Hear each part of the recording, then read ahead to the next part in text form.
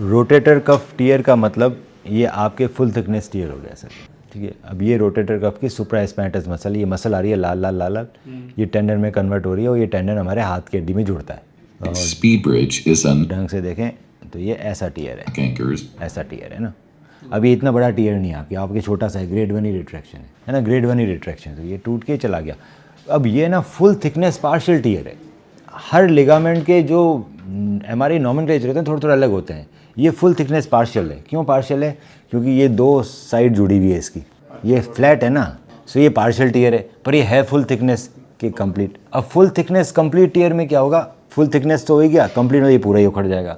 सो आपकी पावर इसलिए आ पा रही है, आप हाथ इसलिए उठा पा रहे हो क्योंकि फुल थिकनेस पार्शियल टियर है, क्योंकि ये फ्लैट है टेंडन, फ्लैट टेंडन है तो बीच का उखड़ गया, यहाँ का साइड का चिपका हुआ है। सो आप हाथ उठा पा रहे हो पर पावर नहीं लगा पा रहे हो, वो बात नहीं है उस साथ। पर यू आर टू यंग।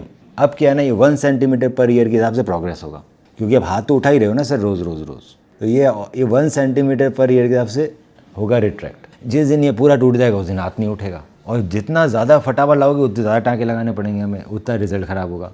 अभी बहुत ही छोटा टीयर है, सो मैं ना डबल रो रिपेयर करूँगा, knotless. Single row repair से बेटर रहता है। डबल रो रिपेयर में क्या करते हैं कि हम एक एंकर डाला, अभी एंकर आजकल ना टेप वाले आते हैं, ये एंकर निकला, ये टेप 2 एंकर डाल दिए मैंने, इस एंकर की टेप्स को मैंने आपके टेंडन में से क्रॉस कर लिया, 2 एंकर डाले, ये मीडियल रो रिपेयर है, दोनों की टेप को हमने टेंडन में से निकाल दी। अब ये जो है टेप्स, इनको मैं दूसरे एंकर में लोड करूँगा और यहाँ डाल दूंगा, ये दूसरा एंकर है इधर डाल दिया। तो बेसिकली इसको रिट्रैक्ट थोड़ा सा खींचना पड़ेगा दोबारा स्विच करने के लिए। खींच लिया ना, पहले फटा हुआ था, टियर खत्म हो गया ना।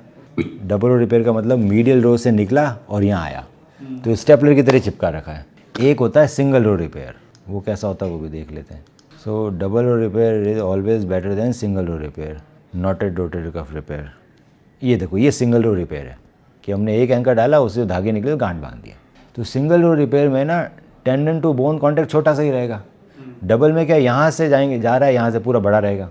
सो double row repair is much more stronger than single row repair. सब डिजॉल्व हो जाता है, ये चिपक जाता है ना सर टेंडन बोन से, जैसे पहले था। तो एंकर हमेशा रहेगा बेसिकली, एंकर गायब हो जाएगा, एंकर बाय होते हैं, गायब हो जाते हैं। ऐसा तो नहीं कुछ एमआरआई वगैरह में इश्यूज हुआ? कोई इशू नहीं है, हमेशा एमआरआई करा तो आर्थ्रेक्स कंपनी की यूज़ करेंगे हम, आर्थ्रेक्स सबसे बड़ी कंपनी है। So it will be arthroscopic, it will be knotless, कोई गांठ वगैरह कुछ नहीं रहेगी, it will be double row repair.